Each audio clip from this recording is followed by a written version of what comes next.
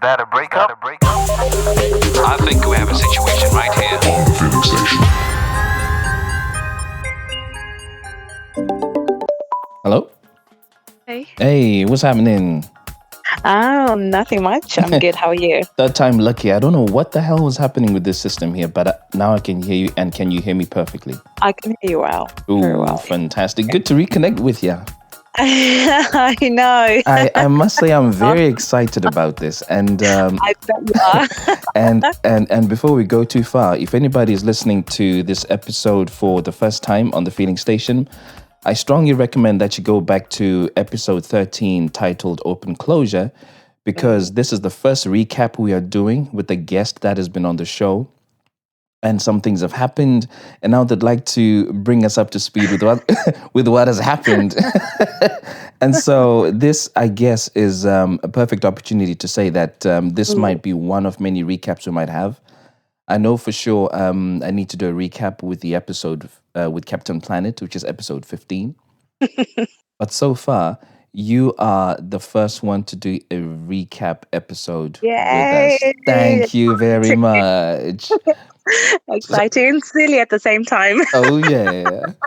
So if Yeah, anyone's listening to yeah. this for the first time, The Feeling Station is a podcast that touches on breakup stories. And the real aim behind it is to give you, the listener, something you might be able to learn about from people's breakup experience. Now, I'm not sure, in your case, we need to do a recap of what the lesson is, because you've already told us what you've learned in episode 13. Yeah. But I'm not going to waste anybody else's time. I'm going to go straight into it. So I got a text message from you. I think it was it yesterday or day before yesterday? I think it was, yesterday. Yeah, yesterday. Yeah. And you're like, I have a phone call with Tich. And I was like, what? You got a phone call with who? I had to do it after our last conversation. I was like, this has to happen. Okay, so I'm going to start with a really important question, right? Uh-huh. You had multiple opportunities to do the right thing with Tich. I think it was 2 or 3 opportunities, and you chose not to do it. So what's changed between us having a conversation and you having the talk with him yesterday? What made you do it? One of the reasons is I've grown. Years back I was young, and I think still thinking about how I treated people was still very different from what my thinking is now and what I do now. Yeah. And I think what then made it different was following our conversation was, I suddenly realized that I needed closure. So I know when I first came on, I was like, yeah, I'm okay. I've dealt with it. It was like interesting story, and I learned something. And then suddenly I thought, Teach was my best friend. Teach was like, it sounds weird when I say he's a brother, but that was how close we were. Things fell apart, and I was like, I think I deserve closure and to just get rid of that chapter in some way. Yeah. So I thought, I wonder how he feels as well, So I thought it was important to then just reach out. I mean, we kind of do have an idea how he felt, because before he crossed over to go wherever he was going, and he was in the UK, he says to you, look, just tell me what happened. Yeah. So he clearly didn't have that closure. And I was of the impression that the closure was more important for him than it was for you. But now it turns out you also need to have that closure. Yeah. I mean, as I tell the story, you can see it was really important for him. But I think for me, it was so important. The one thing I'm learning is that, there's so much freedom when you take your story and you own your story 100%. Yeah. And then when you're able to then share that 100% as well but then you can't do that until you've also dealt with what's also in the heart. I see. And I needed to deal with that little thing that was left in the heart. And that was just closure. But also, it was actually dealing with going to part of being authentic and being a part of where also I have to be. The word is repent. It was important for me to go and apologize and say, I am sorry. And I think as humans, that's so important to recognize the mistakes we've made and own them by apologizing or doing something about it. And And that's why I think this is really important for me as Mm. much as maybe for him as well. One of the reservations you had was that he was married and you respected Yeah. that. So, what changed to that view? I mean, I believe you're still married now, right? Yeah, I was very much, he's very much Okay. married and happy. So, I mean, so what made you break your own? You called it a rule of thumb or belief or Yeah. something. You broke your own rule.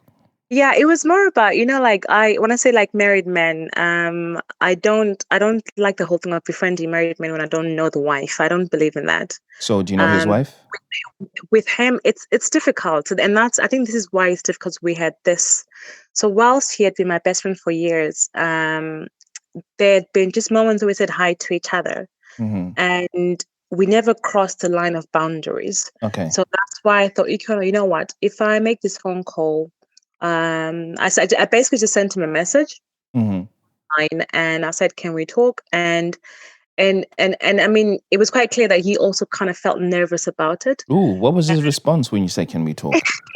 He was like, "Sure," and it just when we started right at the beginning, his face was just shocked. I think he knew something was going to be said, but I Oh, hang on a tell that. sec.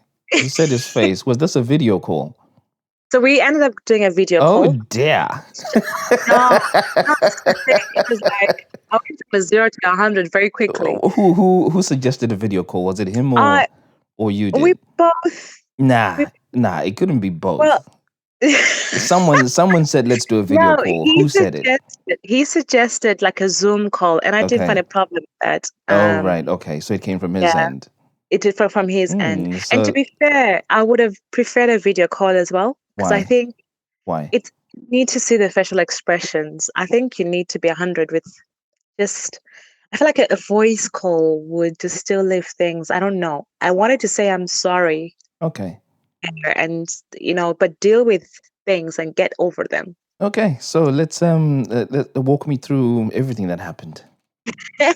So yeah, so I sent him a message, Mm-hmm. and he responded back online, and he was like, "Let's catch up on Zoom."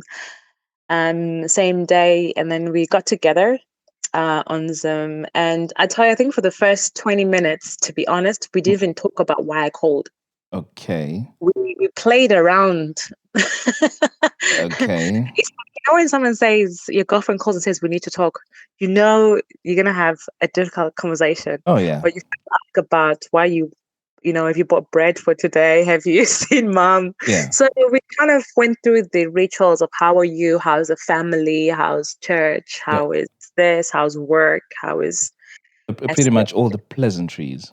Yeah, it was Mm-hmm. easy. Then once that was kind of like very done, Mm-hmm. he then said he smiled. And that's where you could see Ooh. he was very anxious because he was then like, so let's talk about it. Why the phone call? Mm-hmm. And I found it, the first 30 seconds, I found it so difficult to say, because suddenly my heart was pumping. I was like, how do I say what I need to say? But Yeah. knew that I had to say. And um, in our conversation, I think to say, we'd already established that no, we're not calling each other to say we miss each other. Mm-hmm. No, we're not calling each other to cross any boundaries. That's not even it. Mm-hmm. Um, And then I think the first thing I said to him was, I just called to say I am so sorry for what I did many years ago. And he just looked at me. He didn't respond for a few minutes. He just sat there. And then I Wow. think at that point I just thought, let me just carry on. And I began to describe the whole thing of saying, I know we were best friends. You were like a Mm-hmm. brother. I was like a sister. We're close. And then suddenly feelings got in. Mm-hmm. And I very much brought it back to me and what I did, as opposed to talking about the other guy, Okay. the ex, because Yeah. I realized this is nothing to do with the ex. It's what decisions that I made. And um, I think at that point, I was able to say to him, look, I was indecisive about things, but also I wasn't honest. I was very dishonest about my feelings. And I was dishonest about what I wanted. Um, and we began to talk, because one of the things that made me reflective after our phone call, Mm-hmm. he was quite very straight on guy that would say, this is what I want from the relationship. This is where I am. He was intentional. And at that time, I was never intentional about stuff. Okay. That scared me very much. So I brought that up and I said, "You're very intentional. I wasn't." Then there's nothing wrong with being intentional. Actually, I think now someone who's intentional is a way lot more attractive than someone who's not. Yeah. But at that time, I said to him, I didn't think so. I think I enjoyed that, just getting some other guy that wants to take me for a movie and we chill and Yeah. whatever. Yeah. Um, and then we spoke about that. And then by the time I finished just saying, "I'm so sorry and I hope you forgive me," he then was able to talk back. And basically his response, Mm-hmm. he he actually was just like, "I've always wondered when we're going to talk about this." Really? And that's when he gave me that actually, I think we've both been like playing hide and seek and away from it. And initially, then he just said to me, "Look, what things that we went through them." And he was like, "I forgive you," and that's that. What was then good was the healing reconciliation part comes in is when he starts describing how he felt about the situation. The whole time. He's just describing how he felt the whole time that he didn't know what Yeah, happened. yeah, the whole time, yeah, when things were happening, it did break my heart in that sense that as humans we hurt other people that way, and he just basically said, "I went crazy, I went mental, and people didn't understand why I was going crazy, and I couldn't." And he said something, he said, "I couldn't tell people what you had fully done because I respected you and I wanted to keep your image intact. Wow. He never told anybody else, and I knew he was that kind of guy that would not do that to me." Hmm. And at the time he was saying what was hard it was we were so close because at that time he had lost a family member, Mm-hmm. and I was the girl that was there when he had lost that family member, and I was the friend, and we went through that together. And then suddenly he felt that his world just suddenly changed one moment and I'm no longer there. And I get why, yeah. And the reason why he felt that way was, remember, after graduation, he was supposed to ask me out and then I say Mm-hmm. yes.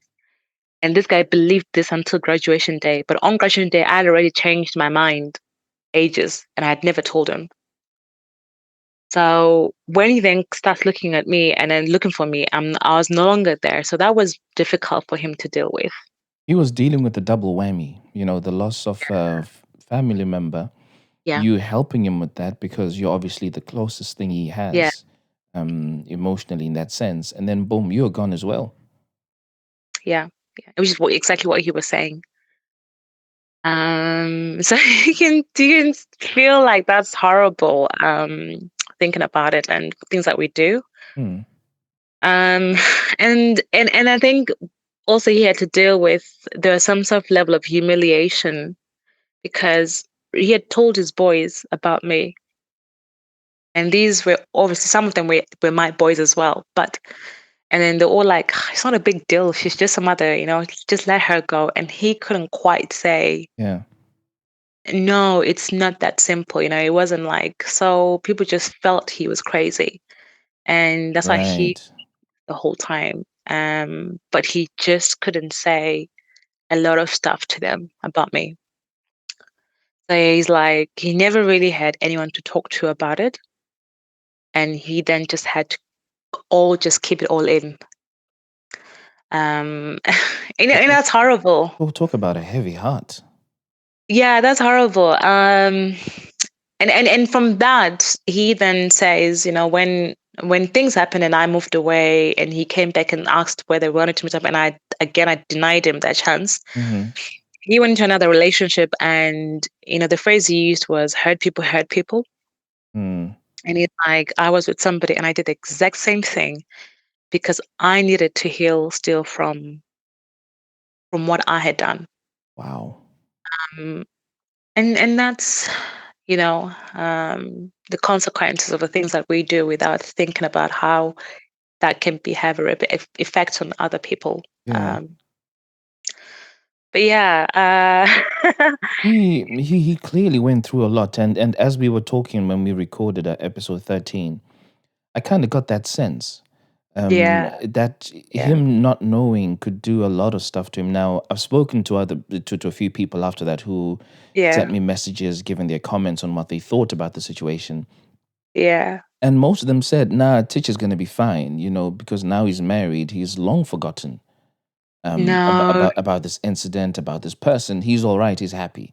But I Yeah. wasn't ever really convinced because closure is extremely important Yeah. for Yeah. Yeah. everyone. And I It guess your is. guys' conversation proves that he really hadn't had that closure and he hadn't really moved on as he needed to. No, no. I think there's a part where he's moved on. He's married. He's happy. I Mm-hmm. don't think he regrets that side of it. Mm-hmm. But there's a part where if maybe if I was any other girl, it would be different. But he was my best friend. And then suddenly we can't talk, we can't do stuff, we can't, there's limitations, Yeah. in as much as he's married, Yeah. um, we still share a lot of similar friends, very close friends. Mm-hmm. So it's not one of those that you can forget just like that. The names will come up. So it was hard. And for him, there was healing is really important. And things healing doesn't just come like one day. It may have been that over the past few years, he has been healing from it. Mm-hmm. And maybe this is the one thing just to seal it all off. Mm-hmm. And I think for me as well, it's the one thing that actually has just sealed a lot of things off. But also a big lesson on being assertive and being honest about my feelings and things that I want and things I don't want. So am I correct in assuming that one of the lessons from this episode we're having now is that one, be honest, Yeah. and two, be intentional about whatever it is you're doing. Yeah. I definitely. I think for me, it's. I mean, some people will disagree with this. I just think when you're gonna go into a relationship with someone else's heart, Mm-hmm. you need to just be very open and intentional about stuff. From the If onset. from the onset, whatever it is that you guys are drawing up to agree, whether it's a contract of playing with each other for 2 years, that's fine. But Mm-hmm. be honest about that. Whether it's about we want to get together because we're going to get married in the next 2 years, Mm-hmm. I think it's just being honest. And if things change along the way, it's then being very honest very quickly on to say, you know what, this is how I feel at the moment. I'm not saying it's 100% easy, but it saves a lot of pain and heartache, Mm-hmm. and time. Yeah. Yeah, yeah. So I think for me, being assertive and just being honest it's really a major thing for me now. So, when you guys wrapped up your conversation, what were his last words? Does he feel happy? Does he feel relieved? What was his conclusion? Yeah. I mean, he's like the last words were, "Oh yeah, let's share some." We're doing it. We both seem to love to research stuff on certain chapters in the Bible, and we're going to exchange some notes. but but no, not in the Okay. way you're thinking. But definitely, I think it was great because he actually then texted after and he just said thank you. And before that, I'm sure that was a heartfelt thank you. I believe there's a heartfelt thank you. I know when you say it right now when we're having a chat, it feels a little bit different. When we're actually doing, if I think if you had been like the fly On on the the wall, just wall. watching and listening, you'd have seen just the change of tone and how it moved from this place of where we're both feeling. Suddenly, we're reflecting back and we're like, that sucks. Why did we go do things that way? Yeah. But at the end, it was a really great way of saying, he was actually like very grateful that I called him. I Mm. suggested that we talk. And he mentioned that he would have hoped that we spoke, but he never knew how to bring up the conversation and for that to happen. But it was really good because he spoke about, sometimes we walk around with shame and guilt, and he was really good at coming back and saying, you don't need to walk with that condemnation or kind of feeling guilt about things. Mm-hmm. And he's like, it's happened, it's happened. You've recognized the mistake and you're willing to change or to grow. And he was just like, look, I've also done other things in life that I'm not proud of. Mm-hmm. Mm-hmm. And, he was just like, even he was like, I think about the other relationship that he went into after me is like, I look at that girl now and I'm thinking, yo, I need to go and apologize. Okay, yeah, because he was coming from a dark place, wasn't he? Yeah, yeah, yeah. And I like that because now, there's sort of like a culture of owning your mistake and just saying, I am sorry. Yeah. I shouldn't have done that. And if that phone call has then ignited something for someone to reflect and say, that was wrong of me. Mm. I'm not saying go up and call every 100 guys that you Yeah. dated. Yeah. Not apologizing. But there's ones that that you need to just deal with for yourself as well. Mm-hmm. It seemed to help him. So It seems like it's helped you too. it definitely has.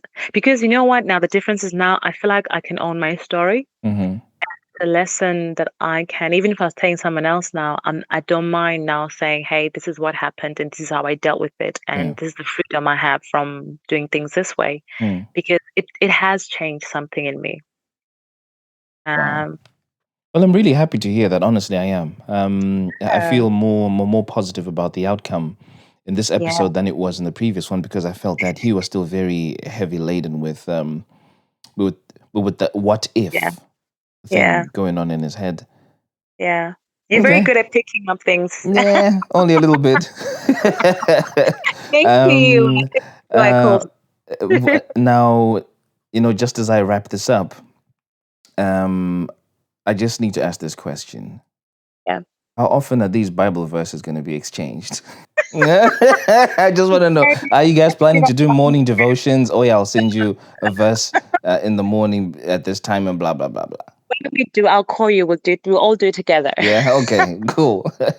Well, for those who've been listening to this recap, the first recap episode we've had, the lesson that has come to light is that, one, be open and honest in every relationship that you are. And whenever you do get into a relationship, be intentional about everything that you want to do. And if I go back to episode 13, if there's somebody that you haven't had closure with, if it's important to you and the other person, go ahead and just do it because it really, really could make or break somebody's day. Well, you've been listening to another lockdown episode of The Feeling Station, and I look forward to catching you in the next one. Remember to stay safe and stay at home. Take care of those that you love. Peace. Tell me what you're feeling. Sati zandaro raini and chagezai. Tell me what you're feeling. Now that it's over. Sati zandaro raini and chagezai. Let me talk about my feelings. Let me talk about my feelings, yeah. Urudoi motoru noto kujidziro amai. Kujidziro amai. Love is a fire. Urudoi motoru noto kujidziro amai.